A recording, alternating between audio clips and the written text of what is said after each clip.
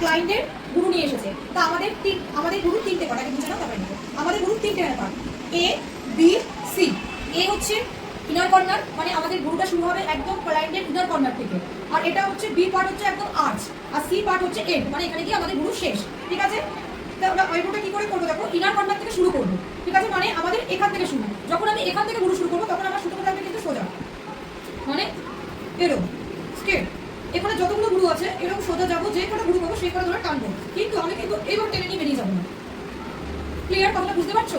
কেউ বুঝতে না পারলে কিন্তু প্রশ্ন করবে, এরকম চুপ করে থাকবে না। মানে আমি বলতে চাইছি আমাদের গুরু তিনখানা পার্ট, নট তিনখানা পার্ট, কিন্তু আমরা এটা ভেবে নিচ্ছি বা এঁকে নিচ্ছি নিজের মনে করে। ঠিক আছে, এই যে ক্লায়েন্টের আমি কোন দিকে দাঁড়ালাম, ঠিক ক্লায়েন্টের ডান দিকটাই। যখন আমি ডান দিকে গুরু তুলবো তখন আমি ক্লায়েন্টের ডান দিকে দাঁড়াবো, যখন আমি বাঁ দিকে গুরু তুলবো তখন আমি ক্লায়েন্টের মাথার উপরে দাঁড়াবো। ঠিক আছে, দেখো আমি বলেছি যে যখন আমি ফার্স্ট পার্ট করবো তখন আমাদের কি করতে হবে, এই স্ট্রেট সুতরাং রাখতে হবে, স্ট্রেট। এই দেখো, দেখতে পাচ্ছ?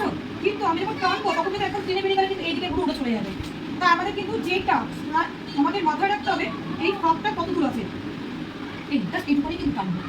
ঠিক আছে, কিন্তু এর বাইরে যদি আমাদের, মানে ধরো আমরা এইটুকুনি তুলবো, এইটুখানি কিন্তু আমি টানছি, বেশি কিন্তু টানছি না, তাহলে কিন্তু আমার এদিকে গুরু উঠে চলে যাবে। তারপরে সেকেন্ড পার্ট কেমন দেখিয়েছি, সেকেন্ড পার্ট দেখিয়েছি এই যে টাসলা, এই যে এই দেখো, দেখো যে কটা ঢুকেছে দেখতে পাচ্ছি সবাই, এই কটাই কিন্তু টানবো। এই যে আমি যদি এরকম ভেতরে ঢুকি তাহলে কিন্তু সব গুরু উঠে চলে আসবে। আমার কিন্তু আইব্রোটাকেও মেজারমেন্ট করে নিতে হবে।